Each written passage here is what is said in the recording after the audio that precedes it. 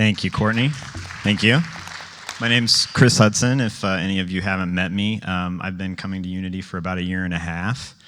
Most of that time, I've been able to experience small groups, and initially, I would say that what small groups offered me that I find, important in life is the ability to learn something new and to make new connections and relationships. But I'm also on a personal journey of healing, and so I wanted to kind of look up what AI thought about small groups as it relates to any of us in our healing journey.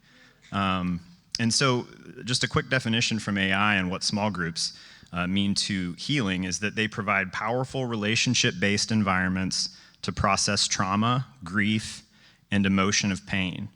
They offer safety, grace, and accountability, allowing people to heal alongside others facing similar journeys. So I would just say that small groups can offer you a lot of things, but what I found to be the most important is connection and evolution. And that's really important to me on my personal journey. So thank you very much.